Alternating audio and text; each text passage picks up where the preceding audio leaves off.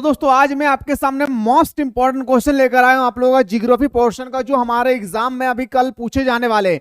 और हाँ, अभी आप लोगों को मैं ऑब्जेक्टिव बता रहा हूं। अगर आप लोग चाहते हैं कि सर सब्जेक्टिव जल्दी से बता दीजिए जो हमारे एग्जाम में इंपॉर्टेंट बनेगी, साथ ही साथ आपका जो मैप पोर्शन है, जो मैप होती है, इंडियन मैप होती है, वो भी आप लोग अगर देखना चाहते हैं तो फटाफट जल्दी से एक बार कमेंट कीजिए। मैं तुरंत आप लोगों को, मेरे भाई, आप लोगों का मैप सेक्शन का और सब्जेक्टिव क्वेश्चन का क्वेश्चन प्रोवाइड करने की कोशिश करूंगा। तो चलिए मेरे भाई, लेट नहीं करेंगे, पहला क्वेश्चन की ओर आगाज करते हैं। और आपके सामने पहला क्वेश्चन आपकी स्क्रीन पे है कि नौ-निश्चयवाद के प्रवर्तक कौन है। मेरे भाई, कितना बार ये क्वेश्चन मैंने आप लोगों को पहले ही बता चुका हूं कि ये क्वेश्चन ऐसे हर हाल में आपके एग्जाम में आएंगे। तो बताएंगे सर ग्रिफिथ टेलर। क्या बताएंगे सर? नौ-निश्चयवाद के जो हमारा प्रवर्तक होती है उसे हम लोग बोलते हैं क्या? Griffith Taylor. अगला क्वेश्चन। और हाँ मेरे भाई, जो भी स्टूडेंट्स अभी तक मिसाइल क्लासेस के आपको डाउनलोड नहीं किए, जल्दी से डाउनलोड कर ले और फाइनल एग्जाम के अकॉर्डिंग क्रैश कोर्स को ज्वाइन करके हमारे साथ सुबह शाम दोनों टाइम पे आप लोग जबरदस्त क्लास कर सकते हैं। और यहाँ पे सारा सेलेक्टेड क्वेश्चन को प्रोवाइड किया जाता है आप लोगों का फाइनल एग्जाम के अकॉर्डिंग। तो लेट ना करें, जाएं। फीस बहुत ही कम है, आपको 299 रुपया में पूरे सारा सब्जेक्ट को तैयारी कराई जाएगी। सोचिए मेरे भाई, सुबह शाम दोनों टाइम पे, वो भी आप लोगों का मॉडल पेपर सॉल्यूशन कराया जाएगा, PYQ करवाए जाएंगे। इतना सारा वैरायटी आपको मिलने वाला ओनली 299 में। तो लेट किस बात की, जाएं। कोई भी दिक्कत होगी डिस्क्रिप्शन बॉक्स में व्हाट्सएप नंबर दिया गया, उस नंबर पे व्हाट्सएप कीजिएगा, हमारी टीम आपको रिप्लाई करेगी। संभववाद शब्द का प्रयोग सर्वप्रथम किस फ्रांसीसी विद्वान ने किया था? सबसे पहले तो याद रखिएगा मेरे भाई, लुईस फेवरे। याद रखिए मेरे भाई, लुईस फेवरे किस देश के निवासी थे? तो बताएंगे सर फ्रांस के। कहां भाई? फ्रांस के सर। अगला क्वेश्चन सर, भूगोल का जनक किसे माना जाता है? जो हमारा भूगोल का जनक है वो से हम लोग बोलते हैं इरेटोस्थेनीज। यस या नो भाई?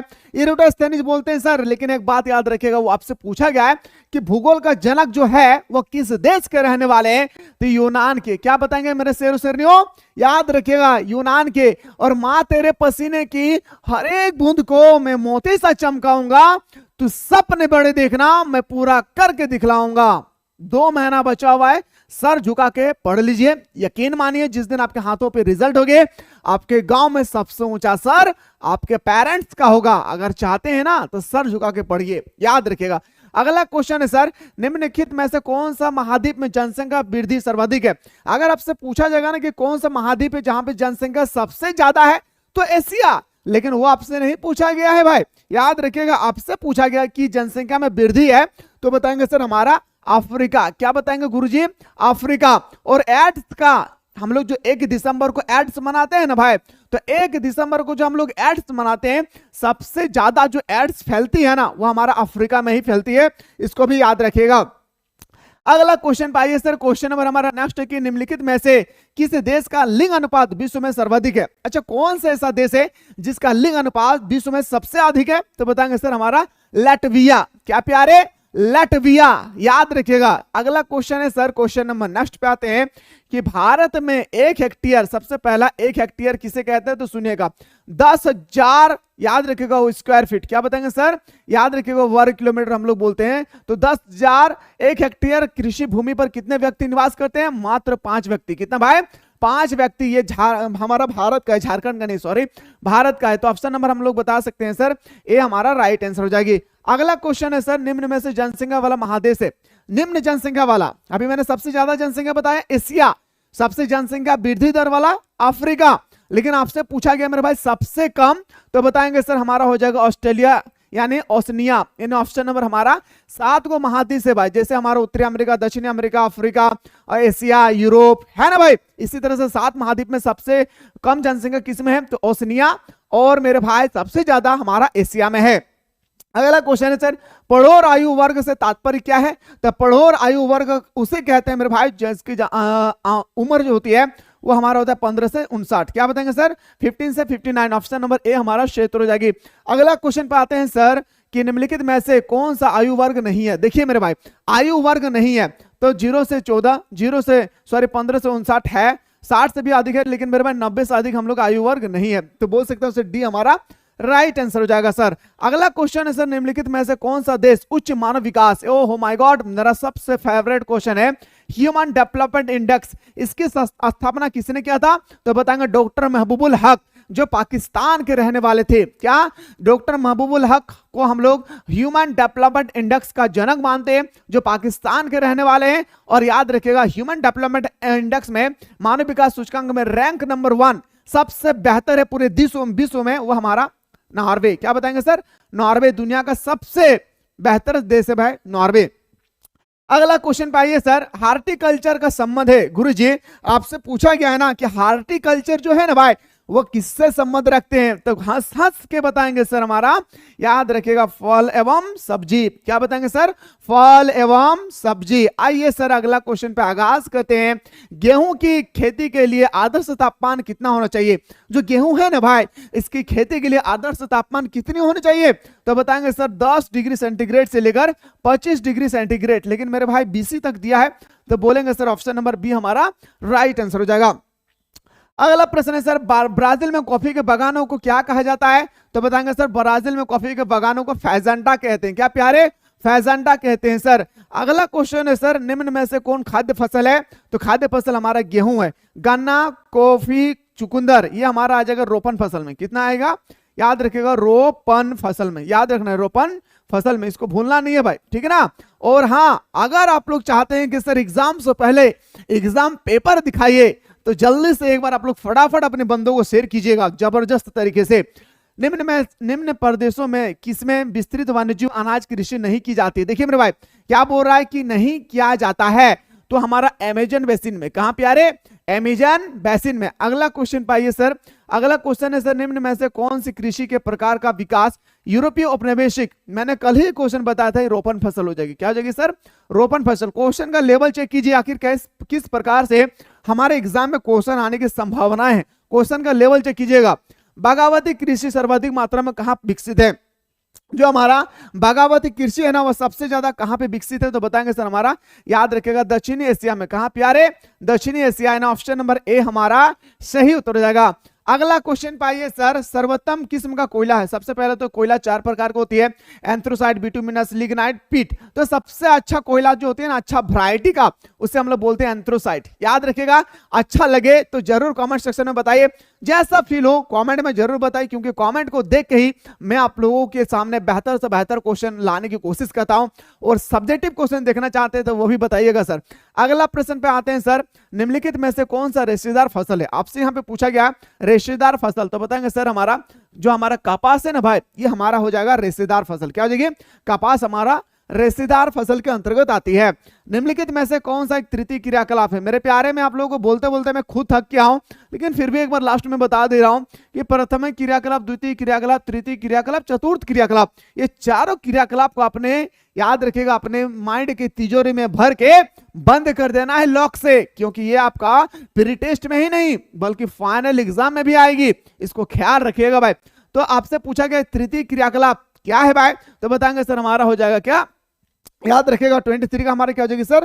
तो बताएंगे डी, यानी व्यापार करना, आखेट करना, मछली पकड़ना, कृषि करना, ये हमारा था प्राथमिक क्रियाकलाप के अंतर्गत। आइए सर अगला क्वेश्चन पे आते हैं, क्वेश्चन नंबर 24, शिक्षा कानून क्रियाकलाप है। मैंने आप लोगों को बताया था जो सेवा होगी ना प्यारे, ओ मेरे दोस्त याद रखिएगा, जो सेवा होती है, जैसे हमारा परिवहन हो गया, सेवा करना, परिवहन क्या हो गया भाई? सेवा करना। स्वास्थ्य क्या हो गया? सेवा करना। शिक्षा क्या हो गया? सेवा करना।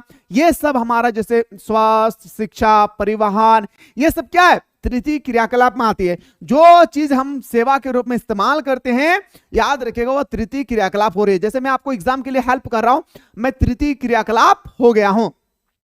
आइए सर अगला क्वेश्चन है तृतीय क्रियाकलाप से संबंधित है, फिर से आपसे यहां पे पूछा गया है तृतीय क्रियाकलाप हमारा व्यापार, परिवहन, संचार, सेवा। ऑप्शन नंबर हमारा क्या हो जाएगा सर? डी हमारा राइट आंसर हो जाएगा। अगला क्वेश्चन है सर कि वर्ल्ड वाइड वेब की स्थापना किसने किया था? www का स्थापना टिम बर्नर्स-ली ने किया था। ऑप्शन नंबर हमारा सी हमारा राइट आंसर हो जाएगी। ऐसा ही क्वेश्चन आएगा मेरे भाई, बिग इंच पाइपलाइन किस परिवहन के लिए किया जाता है? तो बताएंगे सर पेट्रोलियम के लिए। किसके लिए किया जाता है सर? पेट्रोलियम के लिए किया जाता है। याद रखिएगा, तो याद रखिएगा मेरे भाई, बेहतरीन तरीके से देखिए। अगला क्वेश्चन पे आ जाइए सर।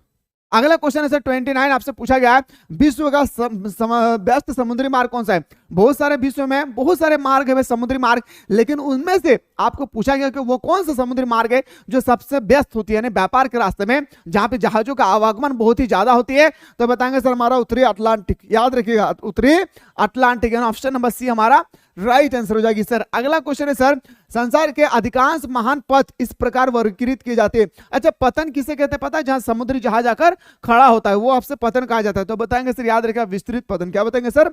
विस्तृत पतन।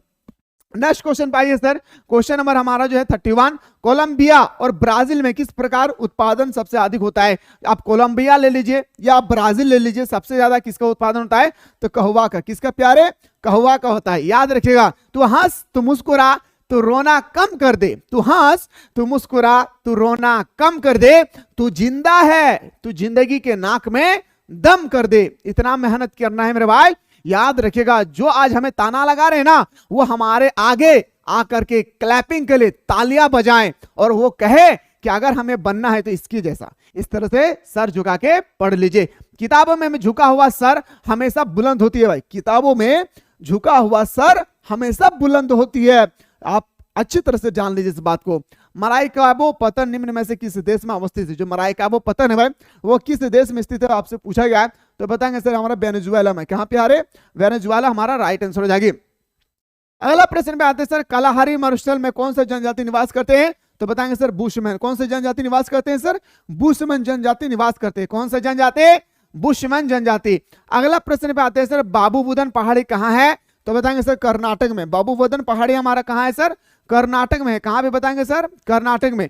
ठीक है, अगला क्वेश्चन पाइए। और हाँ, मैं फिर से कह रहा हूं, जो भी स्टूडेंट्स अभी तक मिसाइल क्लासेस के आपको डाउनलोड नहीं किए, डाउनलोड करके जल्दी से आप लोग फटाफट अभी क्रैश कोर्स को डाउनलोड कीजिए प्ले स्टोर से मिसाइल क्लासेस के ऐप को, और क्रैश कोर्स को जल्दी से आप लोग ज्वाइन कर लीजिए, क्योंकि मेरे भाई फाइनल एग्जाम के अकॉर्डिंग सारा सिलेक्टेड क्वेश्चन आप लोगों को यहाँ पे प्रोवाइड किया जा रहा है। और इसका क्लास सुबह शाम दोनों टाइम पे चलती है, इसलिए मैं आप लोगों से रिक्वेस्ट कर रहा हूं, आप पूरे साल भर क्या पढ़े क्या नहीं, मेरे भाई आप एक बार इस कोर्स को ज्वाइन करके देखें, तब आपको पता चलेगा मेरे भाई आखिर इसमें 299 रुपए में इतना कम पैसा में इतना बेटर तरीके से हमें सप्लाई कैसे दे रही है। क्योंकि हमारा मकसद है कि हम गरीब से गरीब बच्चों को एक एक बच्चों को मेरे भाई पढ़ाना चाह रहा हूं, जो हमारे झारखंड में ऐसे अवस्था से जूझ रही जिनके पास पैसा नहीं है, इस कारण से वो पढ़ाई नहीं कर पा रहे। तो आप लोग सपोर्ट कीजिए, जरूर हमारे झारखंड आगे बढ़ेगी भाई। अगला क्वेश्चन पे आते हैं सर, निम्न में से कौन सा पठारी नगर है? आपसे पूछा गया पठारी नगर, तो बताएंगे सर नागपुर। याद रखेगा, नागपुर हमारा कहां पे है? तो यूपी में। उत्तर प्रदेश की राजधानी कहां है भाई? तो लखनऊ। याद रखना है मेरे भाई, उत्तर प्रदेश की राजधानी कहां है? लखनऊ। और लखनऊ का कौन सा नदी के किनारे स्थित है? गोमती नदी। ये गुरुजी याद रखेगा, लखनऊ कौन सा नदी के किनारे स्थित है? गोमती नदी, भूलना नहीं है प्यारे। अगला क्वेश्चन पे आते हैं, निम्नलिखित राज्यों में किसका 0 से लेकर 6 आयु वर्ग में लिंग अनुपात न्यूनतम है? तो बताएंगे सर हमारा हरियाणा। किसका बताएंगे सर? हरियाणा। आइए सर अगला क्वेश्चन पे आते हैं, 2011 की जनगणना के अनुसार भारत का लिंग अनुपात कितना है? मेरे भाई लिंग अनुपात किससे कहते हैं पता है? 1000 मर्द के पीछे 1000 मेल के पीछे कितना फीमेल है, इसी को हम लोग लिंग अनुपात कहते हैं। 1000 मेल के पीछे कितना फीमेल है, इसी को हम लोग बोलते हैं सर लिंग अनुपात। क्या बोलेंगे सर? इसी को बोलते हैं हमारा लिंग अनुपात। तो 2011 के जनगणना के अनुसार भारत का जो लिंग अनुपात है ना मेरे भाई, वो आपसे पूछा गया तो बताएंगे 943। लेकिन आपसे अगर क्वेश्चन पूछा जाएगा मेरे भाई, याद रखिएगा, अगर दूसरा क्वेश्चन पूछा जाएगा कि सबसे कम कहां है, तो याद रखना मेरे भाई हमारा हो जाएगा कहां? तो हरियाणा में सबसे कम है लिंग अनुपात। आइए सर अगला क्वेश्चन है, क्षेत्रफल की दृष्टि से भारत का सबसे बड़ा राज्य कौन सा है क्षेत्रफल से? तो राजस्थान। जनसंख्या की दृष्टि से तो हमारा हो जाएगा, याद रखेगा, गोवा। सबसे छोटा राज्य हमारा गोवा, सबसे बड़ा राज्य हमारा राजस्थान। जनसंख्या की दृष्टि से भारत का सबसे बड़ा राज्य हमारा उत्तर प्रदेश, लेकिन सबसे छोटा पूछा जाएगा तो बताएंगे सर सिक्किम। याद रखिएगा। और एक क्वेश्चन याद रखिएगा, भारत के किन किन राज्यों से होकर कर्क रेखा गुजरती है? पूर्वी उत्तरी भारत का 7 राज्यों का 7 बहनों का नाम बताएं। जैसे कर्क रेखा 8 राज्यों से गुजरती है ना भाई, इसका ट्रिक है मित्र पर गमछा झार, सारा राज्य आ जाएगा मित्र पर गमछा झार, याद रखना है भाई। ठीक है, आइए सर अगला क्वेश्चन पे आते हैं, किस अवधि में जनसंख्या वृद्धि का ह्रास हुआ है? तो बताएंगे सर वो हो जाएगा हमारा क्या, जो सबसे मतलब कौन सा ऐसा ईयर रहा है जिसमें जनसंख्या बढ़ेगी क्या? और घट रही थी। तो बताएंगे सर हमारा राइट आंसर हो जाएगी सर 1911 से 1921 तक। आइए सर अगला क्वेश्चन पे आते हैं, निम्नलिखित में से कौन सा एक जन हस्तांतरण का आकर्षक कारक नहीं है। देखिए मेरे भाई, आपसे पूछा गया कि जन स्थान का आकर्षक कारक नहीं है, तो नहीं है हमारा अनुकूल जलवायु। ठीक है, ये हमारा है, ये बोल रहा है आपसे कि नहीं है तो अनुकूल जलवायु। ठीक है, अगला, भारत में निम्नलिखित केंद्र शासित प्रदेश में किस एक साक्षरता दर उच्चतम है भाई। अच्छा, आप सभी को पता है कि अगर भारत का, अगर मैं बात करूं भारत का कौन सा राज्य जो सबसे ज्यादा लिटरेट है, यानी पढ़ा लिखा है, तो आप बताएंगे सर केरल। लेकिन अगर आपसे पूछा जाएगा केंद्र शासित प्रदेश, तो बताएंगे सर लक्षद्वीप। क्या बताएंगे गुरुजी? लक्षद्वीप हमारा सही उत्तर हो जाएगा। अगला क्वेश्चन पे आते हैं सर, निम्नलिखित में से कौन सा नदी तट पर अवस्थित नहीं है। अच्छा, कौन सा शहर है जो नदी तट पर अवस्थित नहीं है? पटना, यह हमारा गंगा नदी के किनारे स्थित है। आगरा, दिल्ली, याद रखिए यमुना नदी, यमुना जो जिसमें सभी का दिल बहता है भाई। और हमारा कोलकाता हुगली नदी किनारे स्थित है, लेकिन भोपाल किसी के नदी के किनारे नहीं बसा हुआ है, तो बोल सकता है सर हमारा भोपाल इसका राइट आंसर हो जाएगा। अगला क्वेश्चन सर, भारत में केंद्र शासित प्रदेशों की संख्या कितनी है? जो हमारा भारत है ना भाई, केंद्र शासित प्रदेशों की संख्या कितनी हो जाएगी? अभी तो वर्तमान में सर हमारा 8 बन चुकी है, इसको भी ख्याल रखिएगा भाई, 45 याद रखना भाई। ठीक है, अगला क्वेश्चन पे आते हैं सर। क्वेश्चन है सर, भिलाई किस वर्ग का नगर है? भिलाई एक प्रकार का औद्योगिक नगर है। भिलाई कहां पे भाई? भिलाई स्टील प्लांट, तो बताएंगे सर छत्तीसगढ़ में। कहां गुरुजी? छत्तीसगढ़ में है। याद रखेगा, ये हमारा द्वितीय पंचवर्षीय योजना, बाबू रे याद रखेगा, द्वितीय पंचवर्षीय योजना के तहत बनाया गया था 1956 से 1961 के बीच में। बाबू रे भूलना नहीं है, द्वितीय पंचवर्षीय योजना के तहत बनाया गया था हमारा भिलाई स्टील प्लांट। ये कहां है? छत्तीसगढ़ में, इसको ख्याल रखना है। तो अगला क्वेश्चन पे आगे बढ़ते हैं सर। क्वेश्चन है, निम्नलिखित में से कौन सबसे महत्वपूर्ण जूट उत्पादक क्षेत्र है? अच्छा, सबसे ज्यादा जूट का उत्पादक क्षेत्र आपसे पूछा गया है कि कौन सा है, तो बताएंगे सर हमारा गंगा की डेल्टा। क्या बताएंगे गुरुजी? गंगा की डेल्टा इसका राइट आंसर हो जाएगी। निम्नलिखित में से कौन भारतीय कृषि का समस्या है? अच्छा, भारत का जो हमारा किसान भाई है ना भाई, किसान भाई का कौन सी समस्या है? तो आप क्या कहेंगे सर? निम्न उत्पादकता है, विखंडता है, अनियमित मानसून, सही समय पर बारिश ना होना, इन्हें बोल सकता हूं सर ऑप्शन नंबर डी। याद रखिएगा, और एग्जाम कल है हमारा, एग्जाम जैसे खत्म हुई और आप लोग आंसर की अगर देखना चाहते हैं एग्जाम के जस्ट बाद कि मेरा कितना सही हुआ कितना गलत हुई है, उसके लिए भी पकड़ के रखिए, मैं तुरंत आप लोगों को आंसर की भी प्रोवाइड करने की कोशिश करूंगा। नीलगिरी पहाड़ी कहां अवस्थित है? आपसे पूछा गया मेरे भाई, याद रखिएगा जो हमारे नीलगिरी पहाड़ी है वो हमारा तमिलनाडु में, क्या बताएंगे सर? तमिलनाडु में अवस्थित है। अगला क्वेश्चन पाइए सर, निम्नलिखित राज्यों में कौन सा कपास उत्पादक नहीं है? वो कौन सा राज्य है जहां पर कपास की उत्पादक नहीं होती है? हमारा छत्तीसगढ़ में। कहां भाई? तो बताएंगे सर छत्तीसगढ़ में। समझ में आ रहा ना जी? अरे दादा दीदी बुझल पा रहा है कि ना रे बतवा, तो नहीं चाहा ही ना कि हमने के एग्जाम में ऐसा प्रश्न ही तो जेठा दादा तू पढ़ा ही रे, अरे बाबू रे तो हमने के जेट हम बताए हो ना बाबू, ये तो हमने के प्री टेस्ट हो ना। अगर तू चाहा ही ना कि सर हमने के फाइनल एग्जाम के अकॉर्डिंग हमारा इंपॉर्टेंट क्वेश्चन करना हो, वो भी सिलेक्टेड क्वेश्चन के साथ, तो तोहनी ना बाबू प्ले स्टोर से मिसाइल क्लास के एप्लीकेशन था ना, तो तोहने डाउनलोड कर ली है। प्ले स्टोर से मिसाइल क्लासेस के आपको डाउनलोड कर ली है, और बाद ना तोहनी जो हमनी के क्रैश कोर्स स्टार्ट भेलो ना रे बाबू, वो क्रैश कोर्स तोहनी ज्वाइन कर ली है। तोहनी के खातिर ना सुबह शाम दोनों टाइम ना याद रखबी तोहनी के क्लास दियल जा हो, और यहाँ पे ना तोहनी के एकदम सेलेक्टेड क्वेश्चन बताए हो, एकदम संभावित प्रश्न आप लोगों को बताया जा रहा है फाइनल एग्जाम के अकॉर्डिंग। तो लेट किस बात की भाई, जाएं ज्वाइन करें, लेट मत कीजिए मेरे भाई, ठीक है। क्वेश्चन पे सर हरित क्रांति संबंध है। ए प्यारे, ये हरित क्रांति 1960 के दशक में शुरू होती है। कौन सा दशक में हरित क्रांति शुरू होती है? 1960 के दशक में। और मेरे भाई हरित क्रांति का जनक अगर विश्व में पूछा जाएगा तो याद रखिएगा, विश्व में हरित क्रांति के जनक डॉक्टर याद रखिएगा बोरलॉग, बोरलॉग भूलिएगा नहीं, बोरलॉग, ठीक है, बोरलॉग, ठीक है ना भाई, बोरलॉग, ठीक है, लॉग। अगर आपसे पूछा जाएगा कि मेरे भाई भारत में हरित क्रांति के जनक किसे कहा जाता है, तो एस.एम. स्वामीनाथन, एस.एम. स्वामीनाथन, याद रखिएगा एस.एम. स्वामीनाथन। भारत में हरित क्रांति के जनक किसे कहा जाता है, तो एस.एम. स्वामीनाथन। विश्व में हरित क्रांति के जनक किसे कहा जाता है, तो बताएंगे गुरुजी क्या, तो बताएंगे सर हमारा याद रखिए विश्व में हरित क्रांति के जो जनक कहा जाता है ना भाई, उसे हम लोग बोलते हैं क्या, डॉक्टर बोरलॉग। तो आपसे पूछा गया मेरे भाई कि हरित क्रांति संबंधित खाद्य उत्पादन से, क्या बताएंगे सर, ये हमारा सही उत्तर हो जाएगा। अगला है सर सरदार सरोवर परियोजना किस नदी पर बना है, तो बताएंगे सर हमारा नर्मदा नदी। याद रखिएगा सरदार सरोवर जो हमारा बना है नर्मदा नदी पर बनाया गया है। हीराकुंड बांध किस नदी पर बना है सर, महानदी पर जो बहती है सर हमारा ये एक बात याद रखिएगा, उड़ीसा में बहती है। अगला प्रश्न पे आइए सर, क्वेश्चन नंबर नेक्स्ट है कि निम्नलिखित में से कौन सबसे छोटी है भाई। आपसे पूछा गया इनमें से कौन सबसे छोटी है, नर्मदा बेसिन, गोदावरी बेसिन, महाबेसिन या तापी बेसिन। आपसे यहाँ पे पूछा गया है तो बताएंगे सर हमारा महाबेसिन सबसे छोटी है। अगला प्रश्न पे आइए सर, सबसे महत्वपूर्ण जूट उत्पादक क्षेत्र है। आपसे पूछा गया है सबसे महत्वपूर्ण जूट सबसे ज्यादा कौन सी जगह पर उत्पादन होती है, तो बताएंगे सर गंगा की डेल्टा। क्या बताएंगे सर, गंगा की डेल्टा इसका राइट आंसर हो जाएगी। रावत भट्टा परमाणु ऊर्जा संयंत्र किस राज्य में अवस्थित है? रावत भट्टा परमाणु ऊर्जा संयंत्र जो हमारा, याद रखिएगा, राजस्थान में। कहां गुरुजी? अरे बोलिए ना भाई, मुस्कुरा के बोलिए। अरे आप लोग मुस्कुराएंगे ना तो मेरे भाई क्वेश्चन भी मुस्कुराने लगेंगे। इसलिए एग्जाम में कभी भी प्रेशर ना ले, बस ये कोशिश कीजिए कि हमें सिलेक्टेड क्वेश्चन कौन प्रोवाइड कर रहा है, ठीक ना। अगला क्वेश्चन देखिए सर, निम्नलिखित में से कौन एक ऊर्जा का गैर परंपरागत स्रोत है भाई? गैर परंपरागत स्रोत है सर हमारा ऊर्जा जो समाप्त नहीं होती है, उसे हम लोग गैर परंपरागत कहते हैं। परंपरागत ऊर्जा उसे कहते हैं जो पूरी तरह से समाप्त हो जाती है। कोयला समाप्त हो जाएगी, खनिज समाप्त हो जाएगा, जल जनित, एक्चुअली यहाँ पे मिसप्रिंट है, ठीक है, ये भी समाप्त हो जाएगी। लेकिन मेरे भाई शोर जो हम लोग हल्ला करते हैं ना भाई, चाहे वो हल्ला गाड़ी का हो या इंसान का हो या जानवर का हो या पर्यावरण में किसी का हो, कभी समाप्त तो होगी नहीं हो पाएगा, ठीक है ना। तो परंपरागत ऊर्जा, गैर परंपरागत ऊर्जा, नवीकरणीय संसाधन, अनवीकरणीय संसाधन एकदम अपने खोपड़ी के तिजोरी में बंद कर लीजिएगा बाबू, याद रखना है। मौसमी श्रेणी का संबंध इनमें से किसमें है? मौसमी, मौसाबी, याद रख, मौसाबी का संबंध किसने? 58 आपसे पूछा गया तो बताएंगे सर, याद रखिए, लो आयस्क से। किससे भाई?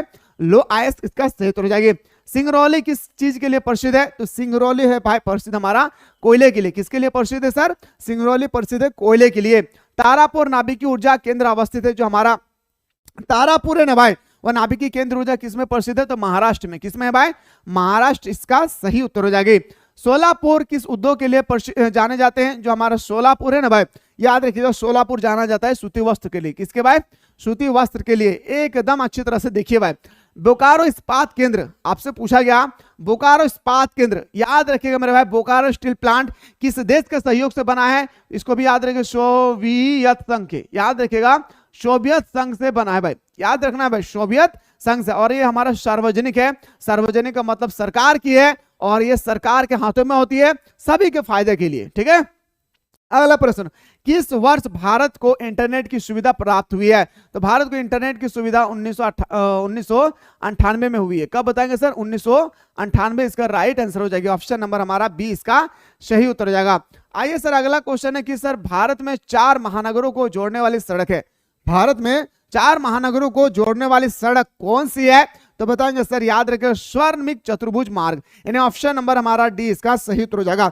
आइए सर, अगला क्वेश्चन पे बात करते हैं। उत्तरी दक्षिणी गलियार जोड़ता है भाई, जो हमारा उत्तरी दक्षिणी गलियार है ना भाई, वो किनको किनके साथ जोड़ती है? हाँ, किनको किनके साथ जोड़ती है आपसे पूछा गया है, तो बताएंगे सर, याद रखिएगा, ये हमारे श्रीनगर को कन्याकुमारी से जोड़ती है। क्या सर? श्रीनगर को कन्याकुमारी से जोड़ती है।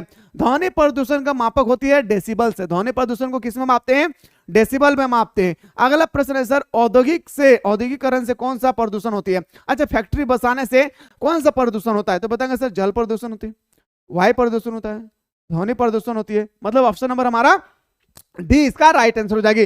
सो दोस्तों, जो भी स्टूडेंट्स अभी तक मिसाइल क्लासेस के आपको डाउनलोड नहीं किए, मैं बार बार रिमाइंड कराना चाह रहा हूं मेरे भाई, जो भी स्टूडेंट्स अभी तक मिसाइल क्लासेस के आपको डाउनलोड नहीं किए, फटाफट आप लोग मिसाइल क्लासेस के आपको डाउनलोड करके आप लोग जल्दी से कोर्स को ज्वाइन कर ले। और हाँ बाबू, एक बात और याद रखिएगा, अभी मैं आप लोगों के सामने लेकर आऊंगा ओरिजिनल पेपर। क्या लेकर आऊंगा गुरुजी? याद रखिएगा, मैं आप लोगों के सामने लेकर आऊंगा हमारा ओरिजिनल पेपर। तो देखना चाहते हैं कितना बंदा कि सर आप ओरिजिनल पेपर बताइए, हम लोग देखने के लिए तो तैयार है। तो हमारा अगला टारगेट होगी मेरे भाई ओरिजिनल पेपर, और ये पेपर हमारे यूनिवर्सिटी के माध्यम से जो क्वेश्चन हमसे हमारे पास भेजे गए हैं वो क्वेश्चन मैं आप लोगों तक पहुंचाने की कोशिश करूंगा। तो सब्जेक्टिव क्वेश्चन के लिए, मैप पोर्शन के लिए हमारे साथ जुड़े रहे। मिलते हैं हम लोग नेक्स्ट वीडियो में।